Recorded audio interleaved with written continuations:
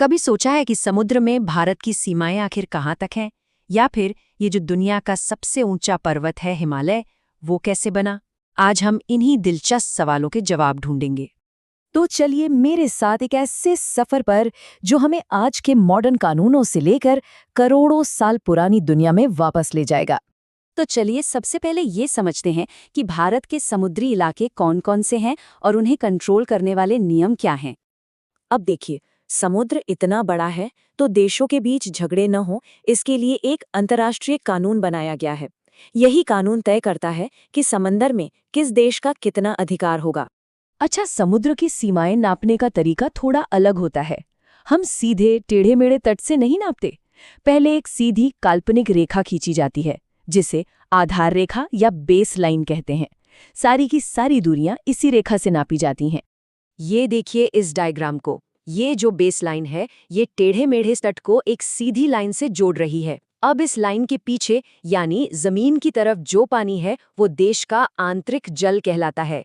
तो ये जो आंतरिक जल है ना, यानी जमीन और बेस लाइन के बीच का पानी, इस पर देश का पूरा पूरा कंट्रोल होता है।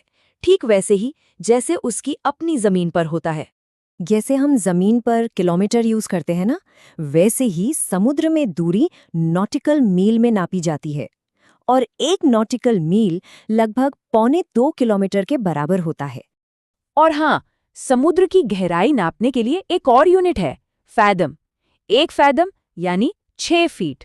इस डायग्राम से हमें भारत के समुद्री क्षेत्रों का एक क्लियर व्यू मिलता है। आप देख सकते हैं कि बेस लाइन से 3 मेन जोन शुरू होते हैं। आइए अब एक एक करके इन तीनों को समझते हैं। तो सबसे पहला जोन है प्रादेशिक जल सीमा। ये बेस लाइन से 12 नॉटिकल मील मतलब करीब 22 किलोमीटर तक फैला होता है। इस पूरे इलाके में भारत का पूरा हक है। यहाँ मिलने वाले हर एक संसाधन पर, चाहे वो मछली हो, मिनरल्स हो या तेल, सिर्फ और सिर्फ भारत का अधिकार है। इसके बाद आता है संलग्न क्षेत्र, जो बेस लाइन से 24 नॉटिकल मील यानी लगभग 44 किलोमीटर तक की दूरी पर होता है। इस जोन में भारत को 3 खास अधिकार मिले हुए हैं। एक, यहाँ से गुजरने वाले जहाजों से कस्टम ड्यूटी यानी टैक्स वसूलना। 2, इस एरिया की साफ सफाई की जिम्मेदारी लेना। और 3, अपने वित्तीय कानून लागू करना। और अब आता है सबसे बड़ा एरिया, अनन्य आर्थिक क्षेत्र, जिसे हम EEZ भी कहते हैं। ये बेस लाइन से पूरे 200 नॉटिकल मील तक फैला हुआ है। इस बहुत बड़े इलाके में भारत को कई आर्थिक अधिकार मिलते हैं, जैसे मछली पकड़ना, समुद्र के नीचे से तेल और गैस निकालना, और यहाँ तक कि वैज्ञानिक रिसर्च के लिए कोई नया द्वीप भी बना सकता है। और 200 नॉटिकल माइल के बाद जो समंदर है वो खुला समुद्र कहलाता है। वो किसी एक देश का नहीं बल्कि सबका है। वहाँ कोई भी देश आ जा सकता है, रिसर्च कर सकता है। तो ये तो हो गई समंदर की कानूनी सीमाओं की बात।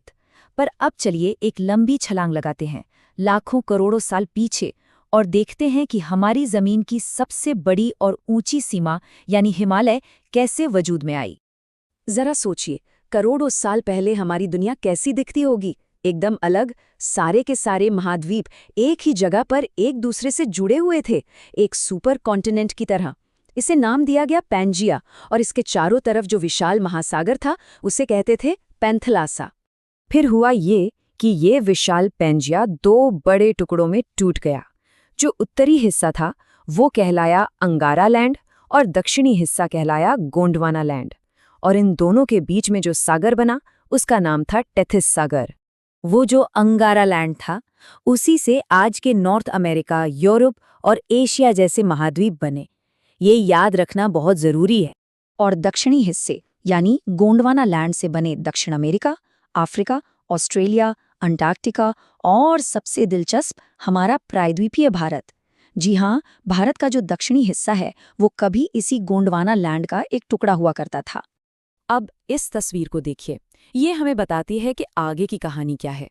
अंगारा लैंड और गोंडवाना लैंड के बीच जो ये टेथिस सागर था ना, असल में यही हिमालय का जन्मस्थान बना।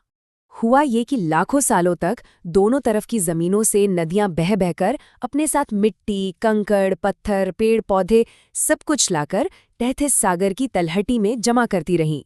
इसी जमाव को हम अवसाद कहते हैं। और फिर वो हुआ जिसने दुनिया का नक्शा ही बदल दिया।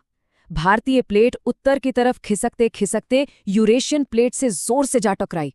इस जबरदस्त टक्कर से टेथिस सागर में जमा हुए सारे अवसादों पर भयंकर दबाव पड़ा और वो मुड़कर ऊपर उठने लगे। और ऐसे जन्म हुआ हमारे महान हिमालय का। तो देखा आपने कैसे कानूनी लकीरों और जमीन के अंदर की जबरदस्त ताकतों ने हमारे देश की सीमाएं तय की। सोचने वाली बात यह है कि आने वाले कल में टेक्नोलॉजी या क्लाइमेट चेंज जैसी कौन सी अदृश्य ताकतें दुनिया के नक्शे को फिर से बदलेंगी।